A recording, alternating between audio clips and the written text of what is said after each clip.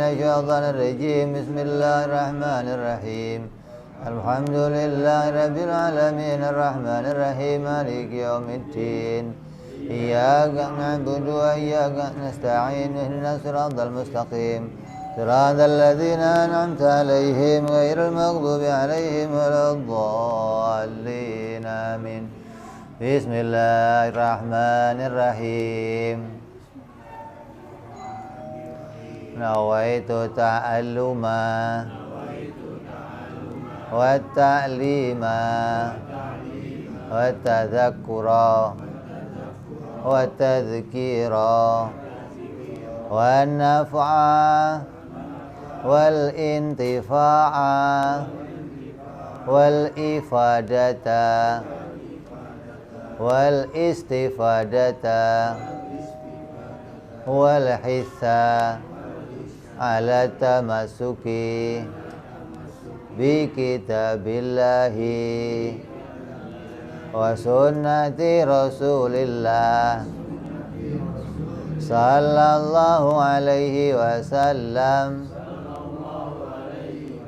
wa du'a ilal huda wa dilalata alal khairi ibtigha'a mardatihi wa qurbihi wa thawabihi wa husnil khatimah ma'al lutfi wal afiyah wa salahil aqibah.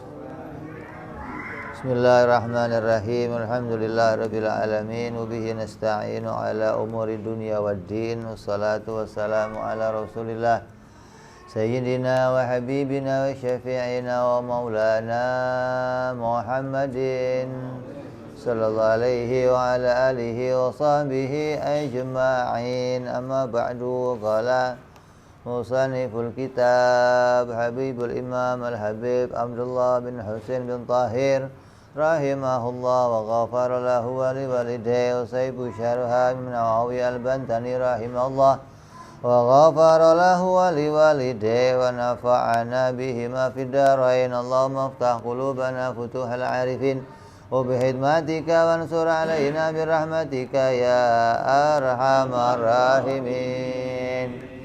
Ila anqal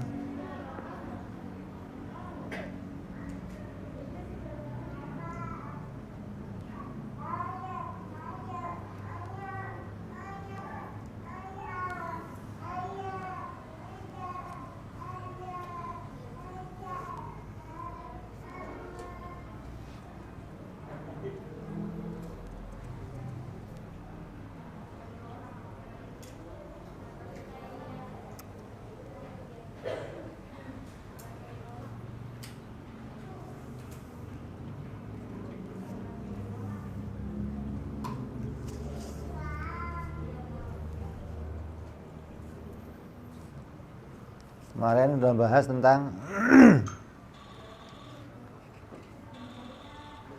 syahadat ya, tentang la ilaha illallah, asyhadu an la ilaha illallah. Wa makna asyhadu an la ilaha illallah an ta'lama wa ta'taqida wa tu'mina wa tusaddiqa. Dan maknanya dua kalimat syahadat itu adalah mengetahui pertamanya, kemudian mempedomani, kemudian mengimani, lalu membenarkan. Sampai hati kita bisa mengatakan raditu billahi robba. Kemudian maknanya la ilaha illallah kemarin la ma'buda bihaqqin fil wujudi illallah, la mustaghniyan an kulli ma siwa wa muftakirun kullu ma adahu ilaihi illallah. Sampai mengetahui kepada sifat-sifatnya Allah subhanahu wa ta'ala.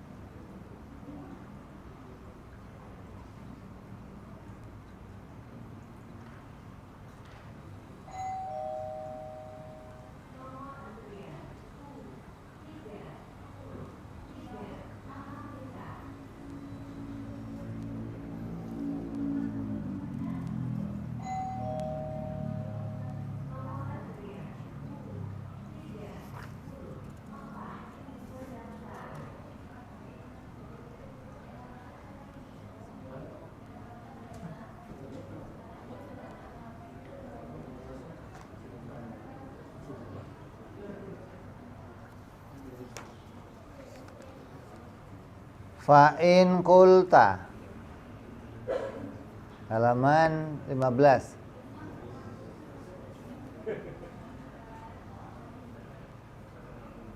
Fa'in kulta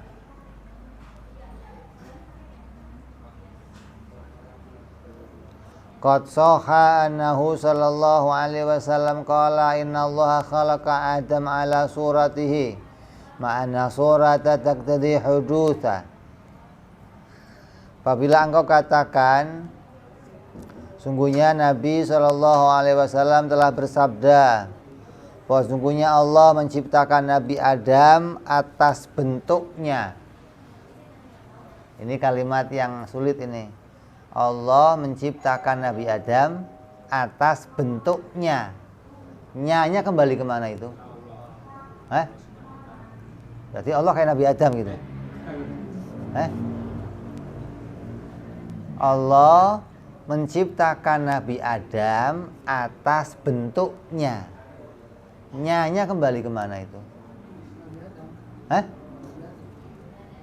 Allah menciptakan Nabi Adam atas bentuknya. Kalimatnya di situ kembali kemana? Orang memahami kembali kepada Allah. Maka seakan-akan Allah itu berbentuk seperti Nabi Adam. Kan repot ini. Bagaimana kamu mau bisa mensucikan Allah dari sifat makhluk? Allah itu walam yakun lahu kufuwan ahad. Kalau kamu serupakan dengan Nabi Adam bagaimana? Makanya banyak sekarang orang meyakini Allah itu duduk di atas kursi, wajahnya ganteng, nggak pakai jenggot, tinggi. Gimana? Kenapa? Atas surahnya Nabi Adam. Ini pemahaman yang keliru ini, hati-hati ini. Jangan sampai kita menerjemahkannya kemudian kalimatnya itu kembali ke Allah. Tapi ada penjelasan di sini.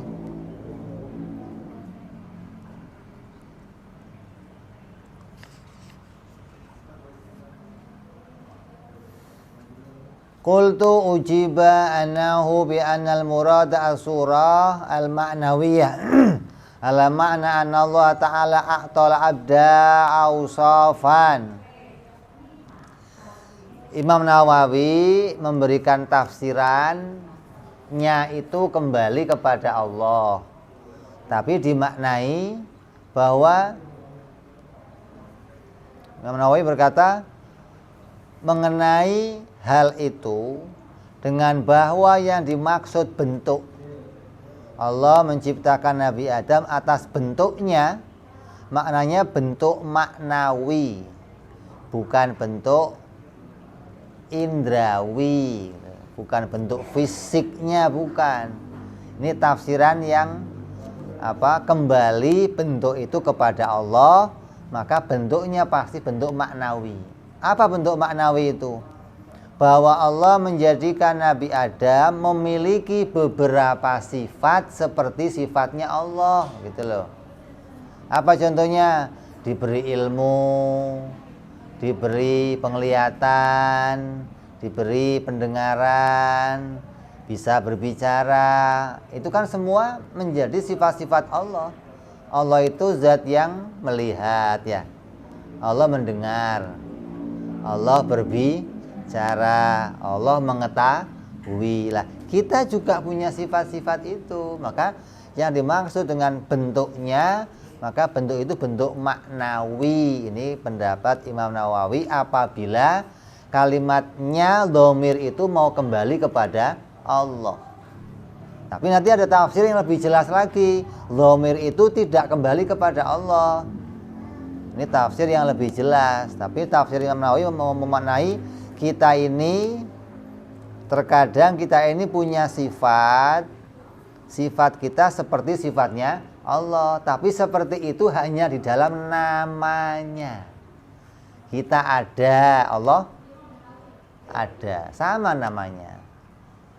Kita melihat, Allah melihat, sama dalam namanya. Kita mendengar, Allah sama dalam namanya, tapi muatannya, substansinya harus berbeda. Kalau kita maknai bahwa Allah itu melihat seperti melihatnya kita, wah kacau itu namanya. Allah mendengar seperti mendengarnya kita, wah kacau. Jadi sama hanya dalam namanya, tapi beda di dalam maknanya. Gitu.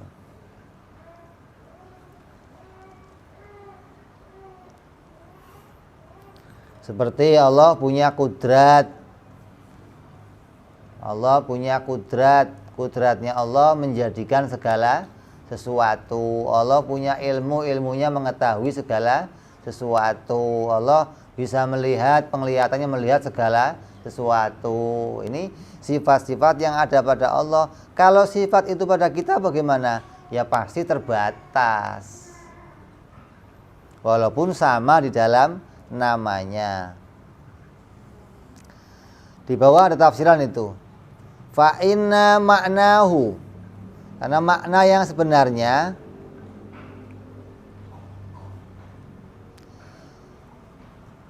annal abda idza takhallaqa bima yumkinuhu takhalluquhu bihi minha kal karim wal afi wal wasafhi dakhalal jannah. Maka sungguhnya Nabi bersabda, apabila seorang hamba berperilaku dengan sifat-sifat yang memungkinkan baginya dengan salah satu sifat-sifat dari 99 namanya Allah, maka seperti dia menjadi orang yang dermawan, pemaaf, baik hati. Apabila orang bisa punya sifat-sifat itu, maka dia pasti masuk surga. Maksudnya orang Islam. Orang Islam yang punya sifat-sifat itu, gitu loh. Kalau bukan orang Islam gimana? Ya nggak selamat walaupun punya sifat-sifat itu. Kan sekarang banyak. Ada bib tetangga saya orang kafir tapi dermawan, nggak pernah minum arak, nggak pernah berzina, dia baik. Masuknya mana bib? Ya neraka tetap. Loh kok neraka, kan baik bib. Kalau jadi orang Islam masuk surga gitu. Syaratnya masuk surga Islam, bukan karena baiknya, bukan. Kamu jadi orang baik tapi nggak Islam bagaimana? Ya nggak selamat. Sama aja begini, logikanya begini nih, kalau kita mau analogikan begini. Orang sekolah tujuannya dapat ijazah ya. Kalau lulus dapat ijazah. Syarat untuk keluarnya ijazah itu ikut ujian. Kalau dia dapat nilai 100 dalam satu mata pelajaran, dalam mata pelajaran yang lain dapat nilainya 5, lulus nggak dia? Lulus nggak? Nah, gitu loh. Dia dalam satu mata pelajaran dapat nilai 100, apa? Orangnya baik, gak pernah zina, gak pernah minum arak, dermawan sama orang, bagus dalam satu sisi. Sisi yang lain, dia gak kenal Allah, gak sholat, gak ibadah. Ini sisi yang lain yang dia tinggalkan. Jadi mengukur masuknya surga itu lengkap mestinya, jangan sebelah-sebelah aja. Jangan modal baik doang masuk surga, enggak. Masuk surga itu modalnya lengkap. Yang ngerjain kesaksian kepada Allah, kesaksian kepada Rasul, ya berbuat baik, ini lengkap namanya. Berbuat baik doang tapi enggak bersaksi Allah Tuhan, Nabi Muhammad Rasul, ya enggak dinilai baiknya, enggak dianggap, enggak dihitung, gitu loh. Ada orang tiap hari datang ke sekolah. Dia duduk di luar bangku sekolah mendengarkan guru bicara. Sampai dia pinter. Ketika ujian, dia bisa menjawab apa yang diujikan gurunya. Tapi dia duduknya di luar. Nah, ketika yang lain lulus dapat ijazah, dia dapat ijazah enggak? Kenapa enggak? Kan enggak daftar dia. Begitu loh, walaupun dia pinter. Jadi orang yang baik, dermawan, karena enggak syahadat berarti enggak daftar jadi orang Islam. Bagaimana mau masuk surga? Begitu loh. Di pendaftaran masuk Islam itu mengucapkan 2 kalimat syahadat. Walaupun dia orang baik, orang dermawan, orang yang, maka dia tidak akan bisa memasuki surganya Allah Subhanahu wa ta'ala. Jadi mau bicara apa ini? Kalau ada orang punya sifat seperti sifatnya Allah, maka itu Orang itu menteladani namanya. Mengambil kebaikan-kebaikan dari sifat-sifat itu kemudian mau diterapkan kepada dirinya. Allah itu maha baik pemberi, maka dia juga ingin jadi orang yang pemberi. Allah itu maha menolong, maka dia jadi orang yang penolong. Allah itu maha memperhatikan hambanya, dia perhatikan lingkungannya. Ini dia mau mensifati itu. Tapi sifatnya berbeda, hanya menteladani beberapa keadaan-keadaan yang bisa menjadi keadaan pada dirinya, begitu loh. Jadi jangan diibaratkan, kalau punya sifat kayak Allah nanti jadi hambanya Allah. Sifat Allah nggak bisa dimiliki yang lainnya. Sifat Allah ya hanya ada pada Allah. Di sini lagi tafsiran itu.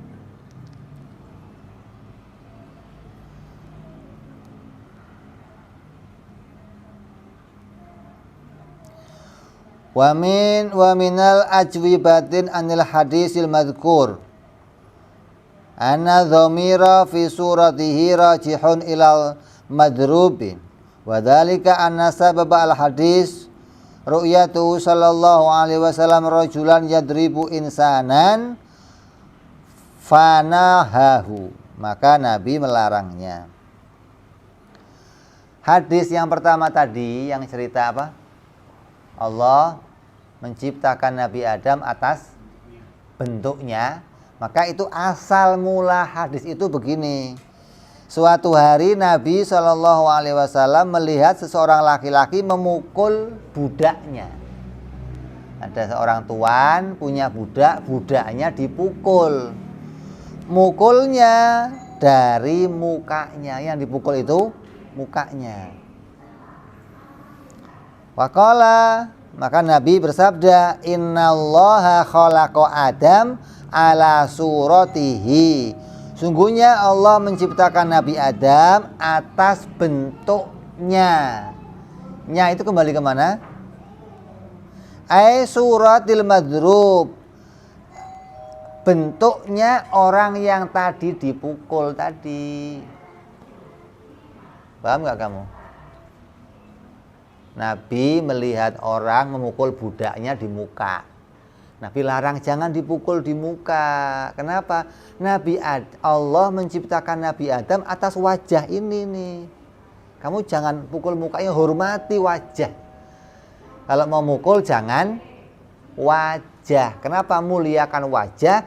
Karena Allah memuliakan Nabi Adam dengan wajah seperti ini. Wajah kita ini ya kayak wajah Nabi Adam, ada matanya, ada seperti ini wajah Nabi Adam. Walaupun bentuknya nggak jelek kayak kita begini maksudnya. Kalau kita kan pas-pasan, untung bisa. Nabi Adam ganteng gitu loh. Tapi ya begini wajahnya. Jadi yang dimaksud, jangan kamu pukul dia karena Allah menciptakan Nabi Adam atas bentuknya. Bentuknya itu kembali kepada yang dipukul tadi, gitu loh. Ini hadis ini sering dibawakan oleh orang-orang yang menyatakan Allah itu berbentuk seperti kita. Mana hadisnya? Tuh hadisnya. Ini salah hadis. Dia nggak ngerti riwayat hadis tersebut. Bagaimana cerita turunnya hadis itu, gitu loh. Yang namanya hadis, ayat itu turun pasti beserta kejadian. Ada kejadian begini, turun ayat. Kejadian turun hadis. Lah, orang kalau mau ngambil hadis, lihat kejadiannya disertakan hingga tahu, oh maksudnya hadis ini ke arah ini. Jangan dicuplik hadisnya, ditaruh tempat lain, nanti nggak cocok maknanya, begitu loh. Jadi kalau mau ngambil hadis harus sesuai pada tempatnya. Tanya, ini asbabul wurudnya apa, asbabun nuzulnya apa, hingga kita tepat sasaran kalau mau ngambil hukum. Allah menciptakan Nabi Adam atas bentuknya, maka bentuk itu pasti mustahil Allah berbentuk, begitu loh. Kalau orang yang normal pikirannya, masa Allah berbentuk? Nah kalau Allah berbentuk, yang nyetak Allah siapa? Kita berbentuk dicetak sama Allah. Nah kalau Allah berbentuk, Allah nyetak dirinya sendiri gitu. Gimana sih? Ya, jadi kalimat bentuk ketika jadi sifatnya Allah kita tolak, nggak mungkin Allah berbentuk. Loh ini hadisnya begini. Tanya dulu itu hadis asbabul urutnya bagaimana, sebab turunnya bagaimana. Oh, sebab turunnya Nabi melihat seseorang berantem. Ada seorang tuan mukul budaknya di wajahnya. Nabi mencegah, jangan dipukul di wajahnya, muliakan wajahnya. Kenapa? Allah ciptakan Nabi Adam atas bentuk wajah tersebut, gitu loh. Makanya dulu santri saya di Lagoa, ketika kita cerita ini, sejak itu dia nggak pernah mukul muka lagi. Dia dimukul pantatnya, badannya dibalok sama dia. Kan saya nggak boleh mukul wajah, Beb, jadi balok aja, Beb. Oh, kurang ajar juga, saya bilang. Maksudnya jangan berantem, ente masih aja berantem.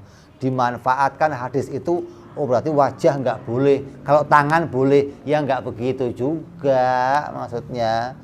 Jangan terus disimpulkan, oh Nabi melarang mukul wajah, berarti mukul yang lain boleh. Oh itu kesimpulan nakal itu namanya. Kayak begini, itu saat ada tamu tolong kasih air, main air comberan diambil. Pak air pak, kan perintahnya kasih air, ya nggak air begitu juga kali, begitu. Orang itu kalau mutusin hukum harus tahu, begitu loh. Jangan dilihat hanya kalimatnya, kan pokoknya suruh ngambil air. Ya air apa aja diambil, air kobokan kayak air apa. Ya nggak begitu maksudnya, ya air teh, air bagus, air yang bersih, begitu. Jadi jangan mengambil hukum hanya sepintas dari tulisannya, nggak bisa ketemu, nggak. Makanya sekarang banyak seperti itu. Orang asal mana hadisnya, mana Qur'annya, diambil hadis, teksnya begini, praktekan begini. Repot. Ya, ada orang baca hadis begini, panjangkanlah sujudmu. Artinya apa?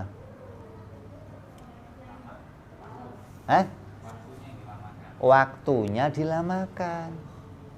Ada orang nggak begitu, sujudnya panjang ke sono. Ada begitu? Ada nggak?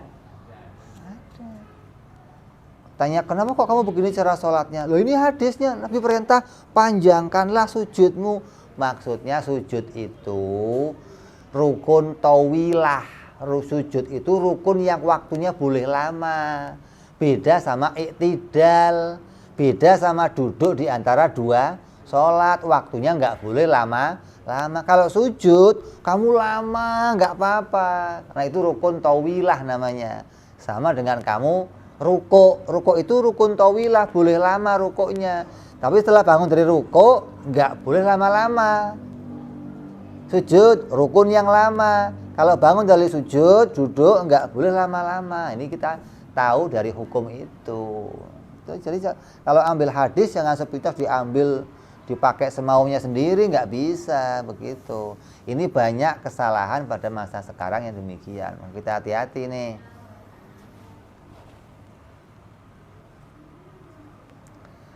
Terus ini makna ini diambil dari Afadahu As-Sujai, Imam As-Sujai di dalam Durratul Faridah, kitabnya Durratul Faridah.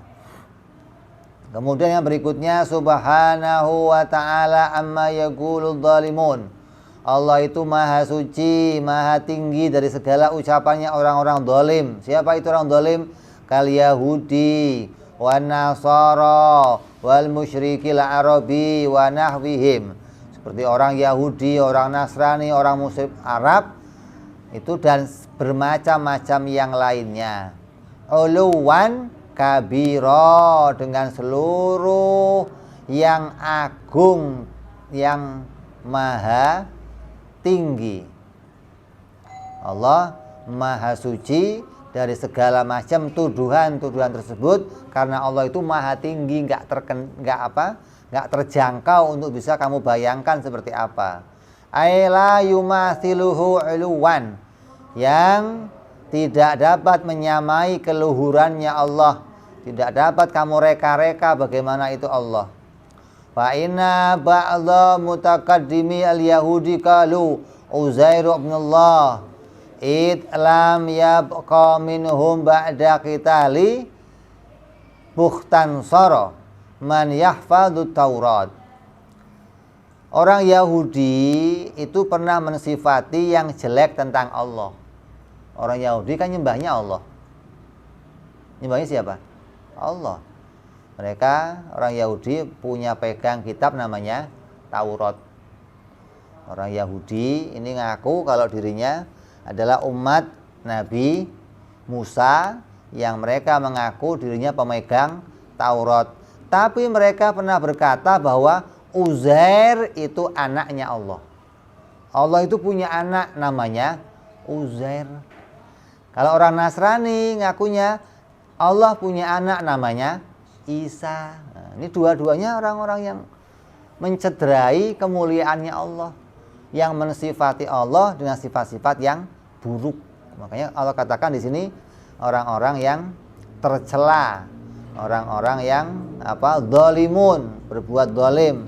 Apa zalim itu? Mensifati sesuatu tidak pada tempatnya. Wong sifatnya makhluk disifatkan kepada Allah. Kita tahu Allah itu lam yalid wa lam yulad. Orang Yahudi mengatakan Allah punya anak. Kenapa kok begitu ceritanya? Pada masa orang-orang Yahudi, nenek moyang mereka, Uzair itu ada seorang yang bernama Uzair. Dia hidup pada masa itu, masa setelah kematian raja yang namanya Bukhtansor.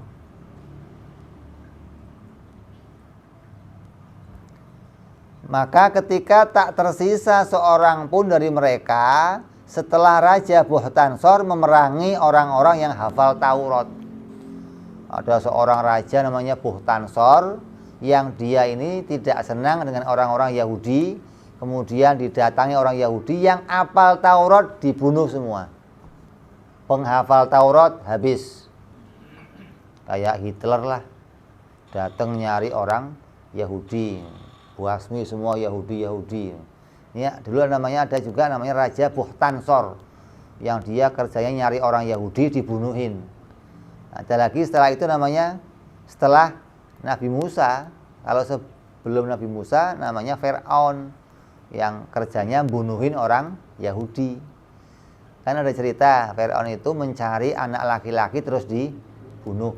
Yang dibunuh laki-laki siapa itu? Laki-laki Bani Israel. Yang enggak Bani Israel enggak dibunuh sama dia. Kalau Bani Israel bunuh. Dia enggak senang sama orang-orang Bani Israel, maka dibunuhin. Sama dengan ini nih, Raja Bukhtansor itu membunuh orang-orang yang hafal kitab Taurat. Maka tatkala falamma ja'ahum Uzair ba'da mi'ata sanatin faqara'a alaihim al-hifdha qalu dzalika wa alluhu bi anna la yahfadhu Taurata illa likauni ibnillah. Setelah 100 tahun muncul Uzair. Jadi ketika penyerangan Raja Bukhtansor, Uzair itu tidak di kampung itu. Uzair oleh Allah sedang dalam perjalanan. Oleh Allah Uzair itu istirahat di sebuah pohon, capek. Dia naik keledai, keledainya taruh sebelahnya, dia tidur di bawah pohon. Bangun-bangun 100 tahun. Turu, tidur, bangun 100 tahun. Di depannya udah belantara, udah.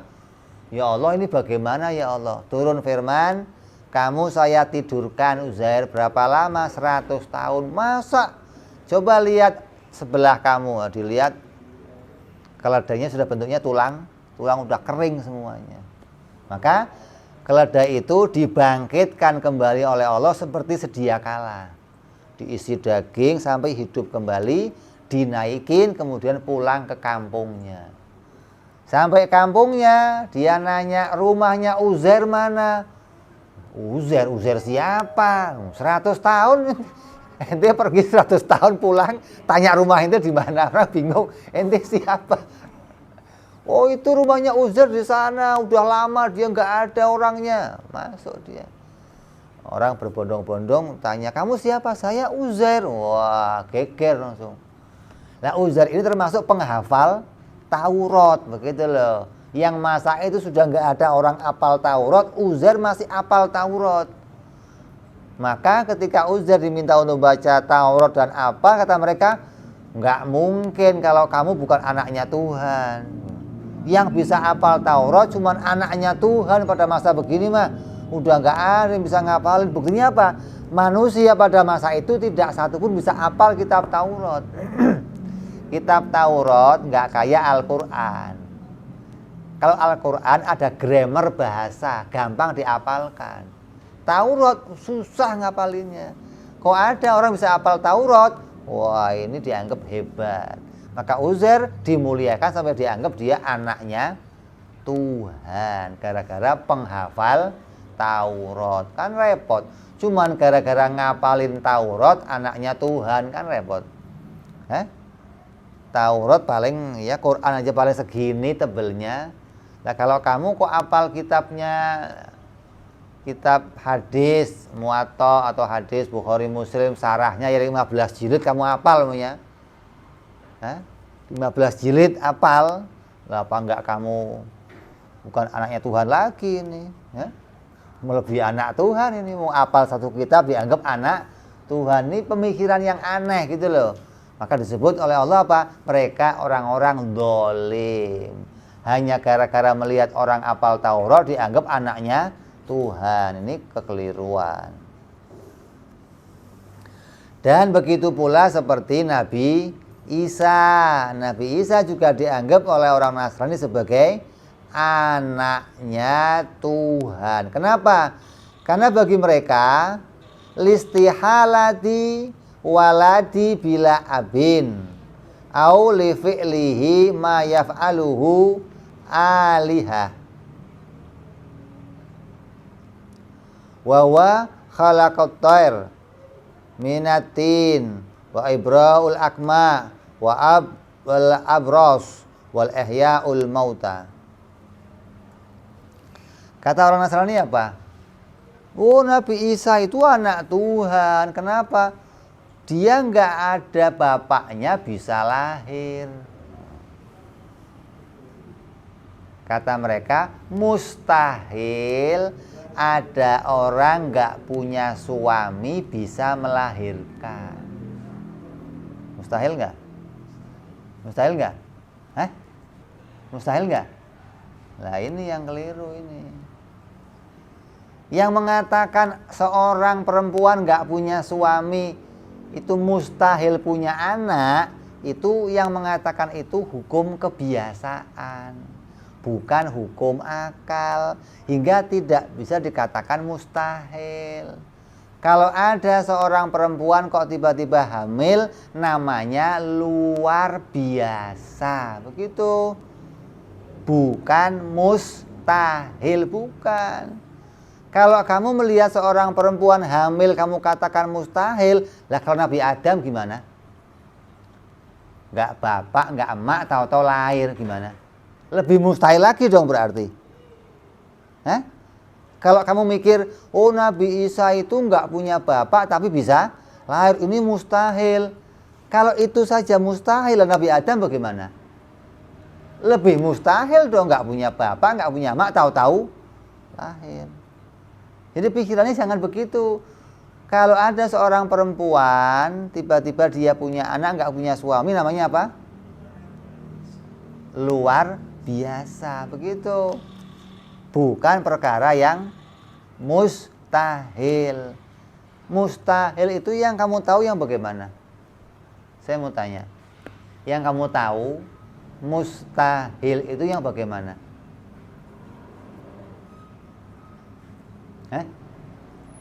Coba jawab. Yang kamu tahu, jangan yang kamu nggak tahu, jangan yang kamu tahu. Mustahil itu yang bagaimana? Apa?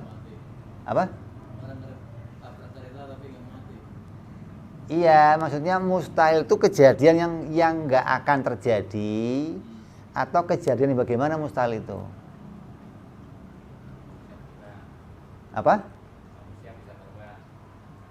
Iya, itu contohnya. Saya nggak minta contohnya. Pengertian mustahil menurut kamu itu yang bagaimana? apa? Tidak mungkin terjadi. Pegang nih, pegang. Mustahil yang tidak mungkin terjadi. Ya. Kalau ada seorang perempuan kemudian dia punya anak, hukumnya apa? Mustahil. Mustahil enggak? Kalau itu mustahil berarti enggak mungkin tapi terjadi buktinya. Berarti bukan mustahil. Begitu loh. Kamu katakan lagi ada orang ditabrak kereta enggak mati, hukumnya mustahil. Banyak ditabrak kereta enggak mati, banyak. Kamu aja belum pernah lihat. Superman ditabrak kereta bukan mati lagi, diangkat malah keretanya sama dia. Kalau kamu mau lihat kenyataannya, terjadinya pada nabi sebelum kita. Ada yang namanya mukjizat. Kamu biasa lihat film namanya Samson. Lihat. Apa cerita Samson gimana? Kalau nggak salah bulu keteknya.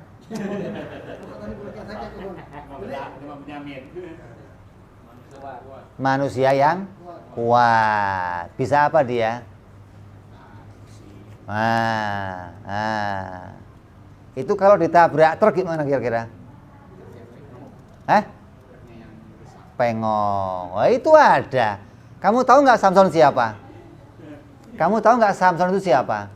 Samson itu utusannya Nabi Isa alaihi salam, yang diutus untuk datang ke kota Yunani. Namanya Sam'un. Orang kita nyebutnya Samson gitu. Nama aslinya Sam'un gitu loh. Dan dia punya mukjizat, dia punya keistimewaan dari Allah. Enggak mempan dipukul, enggak mempan di macam-macam begitu loh. Jadi batasin ini, mustahil itu apa? Yang tidak akan pernah Jadi kalau ada sesuatu yang bisa terjadi, jangan katakan Contoh, gajah terbang, hukumnya apa? Kenapa mustahil? Enggak pernah terjadi, apa enggak mungkin terjadi? Oh, enggak mungkin. Nah, enggak pernah terjadi. Bukan enggak mungkin terjadi. Kalau Allah bikin gajah punya sayap, bisa enggak? Terbang enggak? Nah, itu mungkin berarti. Naikin pesawat aja. Gajah naik pesawat, sak bapaknya, sak anaknya terbang juga bisa. Jadi mustahil apa? Yang tidak mungkin dan tidak bisa diciptakan, gitu loh maksudnya. Perkaranya tidak bisa diciptakan. Contohnya apa? Coba contohkan perkara yang mustahil, yang tidak bisa diciptakan. Apa contohnya?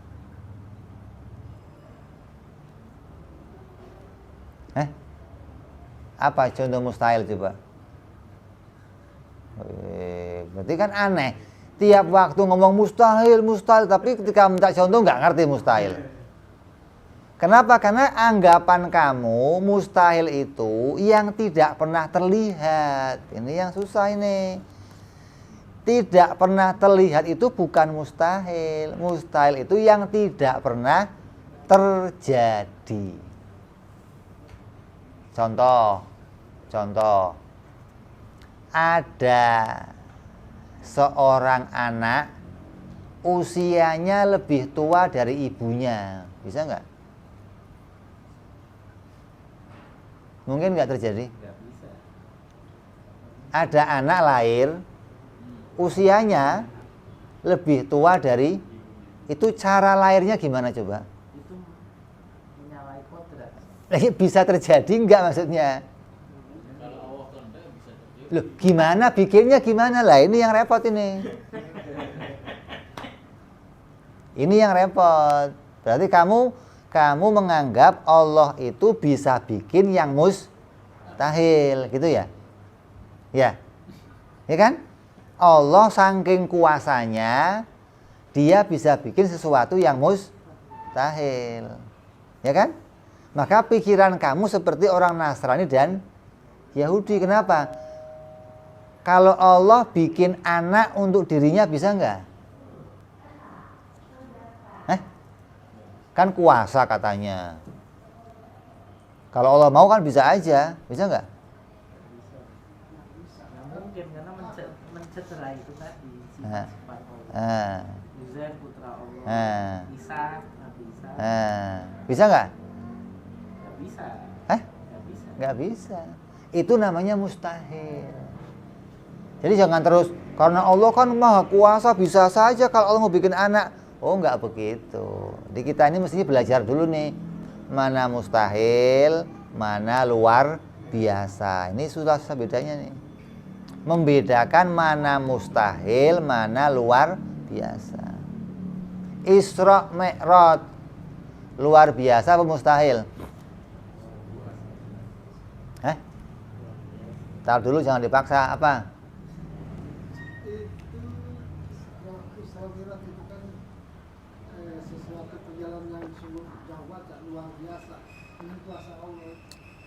Mustahil enggak? Mustahil. Mustahil. Tuh. Sesuatu yang tidak terjadi tapi tiba-tiba terjadi. Nah, kan yang begitu namanya luar biasa. Mustahil itu tidak pernah terjadi, itu mustahil. Tidak akan mungkin terjadi, namanya mustahil. Kalau tidak pernah terjadi, terus sekarang terjadi, namanya luar biasa. Begitu loh.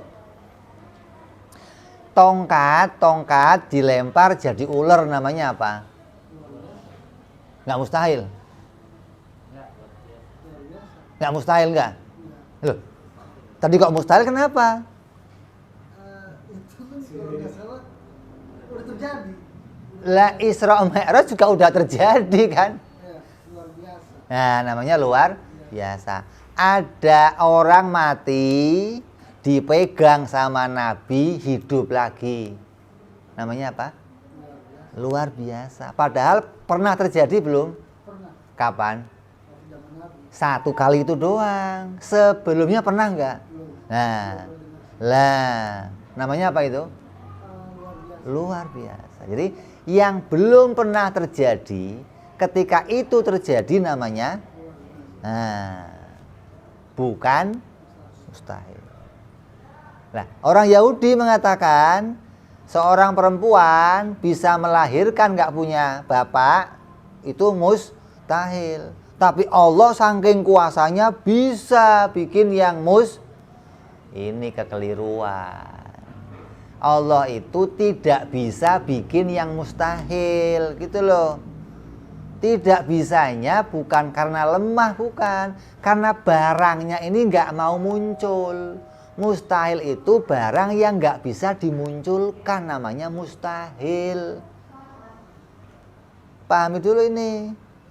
Kalau barang yang mau dimunculkan, barangnya itu nggak biasa terjadi, tapi mau dimunculkan, ketika muncul namanya luar biasa. Kalau mustahil sama sekali nggak bisa dimunculkan.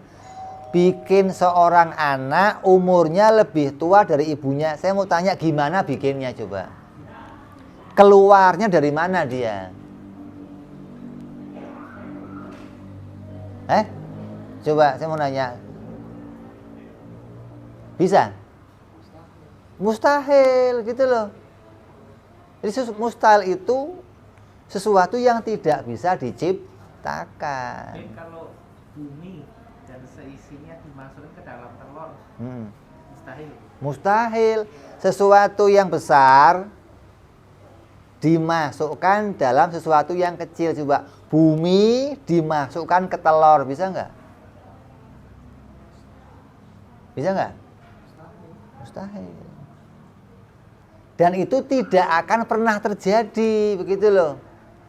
Bukan, oh kalau Tuhan mau ya bisa aja. Lah gimana? Wong barangnya gede buminya, dimasukin telur yang Jadi pikiran kamu harus lurus dulu ini. Bedakan mana mustahil, mana luar biasa. Biar kamu nggak kayak orang Yahudi ini. Nanti kalau orang yang nggak tahu ini bisa mensifati Allah dengan sifat yang salah. Jadi kalau manusia bisa ke planet Mars mustahil atau luar biasa? Luar biasa, bukan mustahil. Manusia terbang namanya luar biasa. Manusia main ke planet Mars namanya luar biasa, bukan mustahil. Mustahil itu yang tidak bisa terjadi. Itu nanti ada pelajaran khusus cara menemukan mustahil seperti apa, nanti ada caranya. Kalau kita bahas itu nggak selesai bahas ini akhirnya. Jadi kita harus mengimani Allah, jangan sampai iman kita seperti orang-orang Yahudi, jangan sampai kayak orang-orang Nasrani. Ada pula begini, ruwiya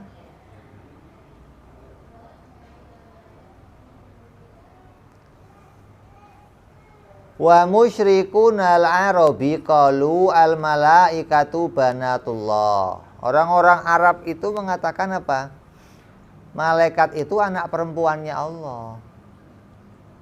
Ini kan aneh, Tuhan punya anak perempuan segala. Kalau orang Nasrani, Tuhan punya laki-laki namanya Isa. Orang Arab ngomong Tuhan punya anak perempuan namanya malaikat. Ruwiya an-Nabi sallallahu alaihi wasallam annahu qala Allah Ta'ala kadzdzabani ibnu Adam wa lam yakun lahu dzalika wa syatamani wa lam yakun lahu dzalik. Nabi bersabda, Allah berfirman bahwa sesungguhnya anak Adam telah berbuat kebohongan mengenai diriku, padahal tidak patut bagiku punya sifat yang demikian. Fa amma takdzibu iya fa za'ama anni la aqdiru an a'idahu kama kan.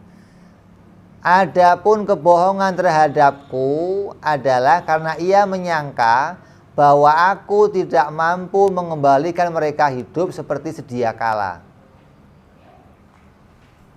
Orang-orang Arab ketika Nabi ngasih berita nanti akan terjadi kiamat, tulang-tulang kamu yang sudah mati hancur dihidupkan lagi oleh Allah.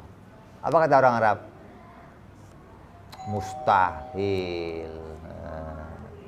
Gak mungkin Muhammad, masa tulang begini bisa hidup lagi? Maka Allah berfirman, mereka membohongi aku, mereka katakan aku tidak mampu menghidupkan kembali tulang-tulang tersebut seperti sedia kala. Bisa nggak? Bisa nggak? Kita sebelum dimunculkan bentuknya ada apa nggak ada? Nggak ada. Terus diciptakan jadi ada. Setelah ada mati.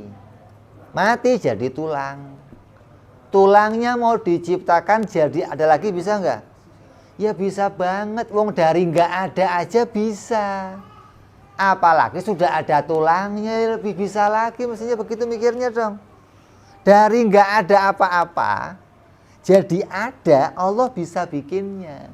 Apalagi sudah ada tulangnya, tinggal tambahin dikit daging jadi dah. Lebih gampang mestinya kerjanya kan.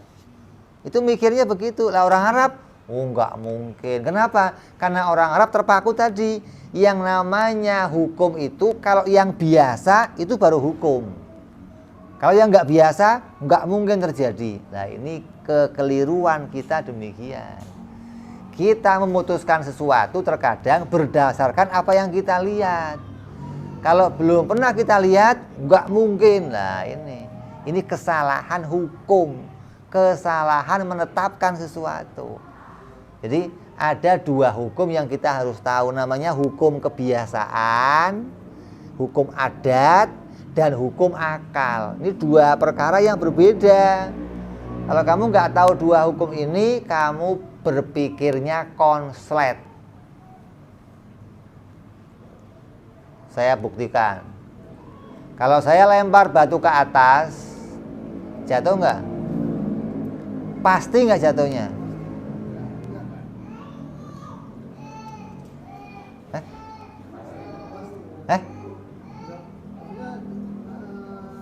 Jatuh ke bawahnya pasti jatuh, cuman nggak posisi yang sama. Iya, saya nggak nanya. Saya nanya pasti nggak jatuhnya, pasti. Kalau saya katakan boleh nggak jatuh gimana? Mustahil. Nah ini kan, ini kesalahan pemikiran. Jadi kamu belum bisa memisahkan mana luar biasa, mana mustahil. Ini kekeliruan berpikir namanya. Yang begitu itu bukan mustahil, namanya luar biasa. Kalau ada batu saya lempar nggak jatuh lagi, namanya luar biasa, bukan mustahil. Coba bantah. Kalau jatuh sih itu pasti ya. Kalau luar biasa itu kan sesuatu yang udah terjadi kan. Kok udah terjadi? Luar biasa itu kejadian yang tidak seperti biasanya, namanya luar kebiasaan. Ada orang makan beling nggak apa-apa, namanya apa? Nah, di luar kebiasaan gitu loh. Biasanya batu kalau saya lempar jatuh. Ini ada batu dilempar nggak jatuh, namanya apa itu?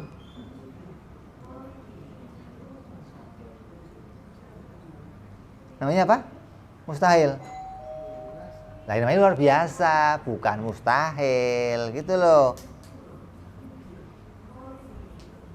Ketika Nabi Muhammad SAW mau Isra Mi'raj, Nabi melangkah kakinya di atas batu. Ketika Nabi naik, batunya mau ikut naik. Sama malaikat Jibril, batunya ditahan, jangan ikut kamu. Maka batunya ditahan itu berhenti di situ, nggak nempel tanah lagi. Nabinya terbang ke atas pakai buruk, batunya di tengah-tengah begitu nggak turun lagi. Boleh nggak begitu? Namanya apa itu? Lah, bukan mustahil. Ini pemikiran diluruskan ini. Ada mustahil, ada luar biasa. Kalau kamu katakan itu mustahil, nanti akan kamu katakan Allah itu kalau mau bikin yang mustahil bisa saja jadi nggak mustahil. Loh kan repot. Api membakar. Kalau ada orang dibakar pakai api nggak mempan, namanya apa? Nah, bukan mustahil, gitu loh. Jadi apa yang terjadi dalam hidup kita itu namanya hukum kebiasaan. Kalau itu dilanggar namanya luar biasa. Ada lagi nanti sesuatu yang mustahil, hukumnya nggak di situ, nggak di tempat lain. Jangan mustahil masuk ke ranah itu. Salah menetapkan hukum namanya. Jadi tugasnya akal itu apa sebenarnya? Tugasnya akal itu bisa mencerna semua berita-berita dari Nabi. Lah Nabi itu kadang ngasih berita yang nggak seperti biasanya. Apa contohnya? Nabi ceritakan Nabi Sulaiman itu kalau jalan-jalan pakainya angin. Nabi ceritakan Nabi Ibrahim itu pernah dibakar, nggak mempan.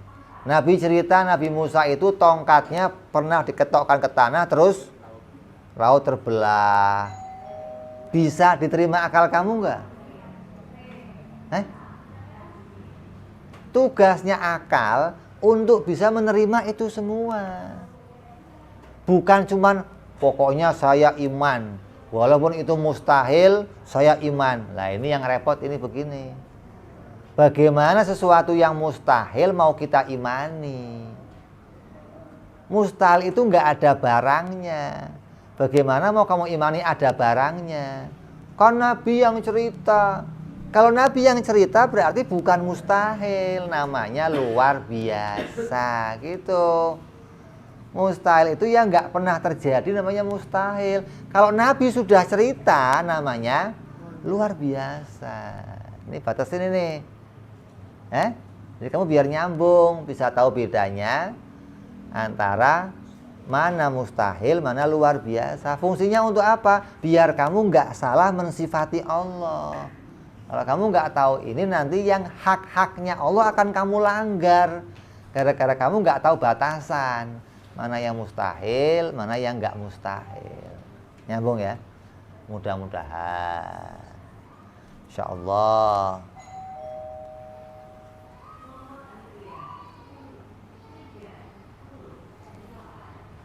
Ini makna syahadat yang pertama, yaitu asyhadu alla ilaha illallah. Jadi pada intinya syahadat ini batasannya sampai mana? Seorang itu dianggap syahadatnya sah, batasnya sampai mana? Sampai dia bisa membedakan mana zatnya Allah, mana zatnya makhluk. Mana sifatnya Allah, mana sifatnya makhluk. Mana perbuatan Allah, mana perbuatan makhluk. Tahu tiga ini berarti kamu syahadatnya benar, gitu loh. Kalau kamu nggak tahu tiga ini, syahadat kamu belum dianggap benar. Kan yang namanya syahadat itu apa? Bersaksi, ya kan? Nah sekarang ditanya, apa yang kamu saksikan? Yang kamu saksikan harus tiga ini. Bahwa zatnya Allah tidak seperti zat saya. Sifat Allah tidak seperti sifat saya. Perbuatan Allah tidak seperti perbuatan saya. Ini tiga ini. Kamu tahu ini, berarti kamu disebut orang yang bersaksi. Kalau kamu nggak tahu perbuatan Allah, apa kamu nggak tahu sifat Allah, apa kamu nggak tahu, terus kamu bersaksi, tanya lah yang kamu saksikan apa? Kamu saksi bohong kalau begitu dong. Saksi palsu. Yang saya tahu, kayaknya kalau syahadat itu aku bersaksi tiada Tuhan selain Allah. Dan aku bersaksi bahwa Nabi Muhammad itu adalah utusan Allah. Iya. Itu kan yang aku tahu. Lah iya, lah artinya aku bersaksi itu apa? Oh, berarti yang tiga tadi itu. Hah? Iya dong, saya bersaksi itu berarti kamu berikrar, kamu deklarasi, saya deklarasi bahwa saya bersaksi kalau Allah itu Tuhan. Nah orang kan nanya, kamu kok tahu-tahu menuduh Allah Tuhan, apa yang kamu saksikan? Oh saya bersaksi kalau Allah itu zatnya nggak sama dengan zat saya. Kalau sama gimana? Ya bukan Tuhan dia. Sifatnya nggak sama dengan sifat saya. Perbuatannya nggak sama dengan perbuatan saya. Maka dia Tuhan, saya makhluknya. Kalau sama, ya sama-sama makhluk berarti. Masa pekerjaan saya sama pekerjaan Tuhan sama? Berarti dia bukan Tuhan, dia makhluk dong. Ya kan? Jadi orang yang tahu tiga ini, maka dia bisa punya kesaksian yang benar tentang Allah. Kalau kita kok belum sampai tahu tiga ini, berarti kesaksian kita baru ikut bapak kita. Bukan kesaksian yang dari diri kita sendiri, bukan. Kata bapak, ayo bersaksi nah. Ya pak, asyhadu alla ilaha illallah. Syahadat kita baru ikut bapak kita. Kita sendiri belum punya kesaksian apa-apa, begitu loh. Masih hanya ikut-ikutan kesaksiannya orang lain. Islam turunan. Namanya Islam keturunan, gitu loh. Nyambung kan? Nah, biar nggak jadi turunan bagaimana? Kita harus berdiri pada kaki kita sendiri. Gimana caranya? belajar ilmu tentang apa yang saya saksikan tentang Allah. Namanya ilmu tauhid. Yang mengajarkan bagaimana mengenal zat Allah, mengenal sifat Allah, mengenal perbuatannya Allah. Dengan tahu ini, maka kamu betul-betul bersaksi kalau Allah itu Tuhan dan saya ini makhluknya. Itu kan? Kalau ini, kitab ini bicara tentang ibadah.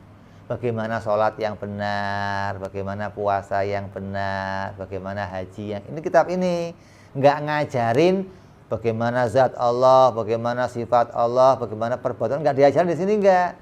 Jadi ada babnya sendiri gitu loh. Kalau mau ngaji yang tentang 3 tadi, babnya namanya bab tauhid. Kalau ini bab fikih. Bicara apa? Bicara amal perbuatan. Sholat, puasa, haji, zakat, bagaimana cara yang benar di sini dibicarakan. Ya, jadi syahadat kepada Allah ini oleh Imam Abdullah bin Husain dicukupkan pemahamannya sampai di sini. Kalau kita mau perluas, tinggal diperluas di dalam pembahasan ilmu tauhid. Kata beliau, sampai di sini kamu dicukupkan bahwa kamu sudah punya pondasi dasar, paling enggak tahu remeng-remeng lah gitu loh maksudnya. Oh, bahwa orang yang kenal Allah itu begini. Oh, bahwa syahadat itu begini. Lah, kalau pengen tahu lebih jelas bagaimana? Ya, dalami ilmunya. Namanya ilmu tauhid. Kayak kamu sekolah. Di sekolahan SD, SMP, SMA itu kita nggak bisa punya ilmu yang dalam, nggak punya. Matematika sedikit, ya, biologi sedikit, fisika bisa nggak jadi ahli? Nggak bisa. Kalau pengen ahli, belajar khusus bidang itu, gitu loh. Mau bicara biologi, yang mendalam biologi, jadinya dokter, farmasi, itu jadinya ahli lah. Pengen tahu tentang syahadat yang benar, maka ngaji ilmu tauhid. Ya, kalau pas nanti ke masjid, ketemu ustadz, ada yang ngajar ilmu tauhid, lah ngaji Pak Ustadz, saya pengen tahu tentang zat Allah, tentang sifat Allah. Bukan tahu zat Allah itu yang bagaimana, tapi tahu apa bedanya zat Allah dengan zat kita, gitu loh maksudnya. Apa bedanya sifat Allah sama sifat kita? Apa bedanya perbuatan Allah sama perbuatan itu, namanya gitu. Bukan saya pengen tahu zat Allah yang kayak apa, ya nggak bisa. Tapi kita taunya apa yang jadi bedanya zat Allah sama zat kita, sifat Allah sama sifat kita. Ini yang mau kita ketahui dalam ilmu tauhid. Mudah-mudahan kajian kita yang sebentar ini, yang sekelumit ini bisa membuka wawasan kita. Kita bisa tahu bagaimana tentang hukum-hukum yang sebenarnya dalam hukum agama, mana hukum akidah, mana hukum syariah, hingga kita bisa tahu apa yang jadi kewajiban kita tentang perintah-perintahnya Allah Subhanahu wa ta'ala. Mudah-mudahan hati kita diluaskan oleh Allah, hati kita dilapangkan oleh Allah Subhanahu wa ta'ala. Allah berikan kita hidayah, Allah berikan kita petunjuk, Allah berikan kita kegampangan dalam menyelesaikan semua masalah kita. Allah karuniai kita ilmu pengetahuan yang futuh, yang rusuh, yang jadikan jalan kita untuk bisa ibadah kepada Allah Subhanahu wa ta'ala. Insyaallah kita akan sambung lagi yang akan datang bicara syahadat yang kedua, yaitu syahadat Rasul. Wallahu a'lam bishawab. Ila hadratin Nabi. Al-Fatihah. A'udzu billahi minasyaitonir rajim. Bismillahirrahmanirrahim. Alhamdulillahirabbil alamin arrahmanir rahim maliki yaumiddin. Iyyaka na'budu wa iyyaka nasta'in. Ihdinas siratal mustaqim. Siratal ladzina an'amta 'alaihim ghairil maghdubi 'alaihim waladdallin. Amin. Ya Rabbana i'tarafna bi anana qtarafna wa anana asrafna 'ala ladha ashrafna watub alaina tauba taghsili kulli hauba واستر لنا عوراتي وآمن روعتي واغفر لوالدينا ربي ومولودنا والأهل والإخوان وسائر الحلان وكل ذي محبة أو جيرة أو صحبة والمسلمين أجمع آمين ربي اسمع فضلا وجودا منا لا باكتساب منا بالمصطفى رسولي نهضى بكل سولي صلى وسلم ربي عليه عند الحب وآله وصحبه عدد تنسي صحبي والحمد للإله بالبدء والتناهي سبحان ربك رب العزة عما يصفون سلام على المرسلين والحمد لله رب العالمين. Assalamualaikum warahmatullahi wabarakatuh.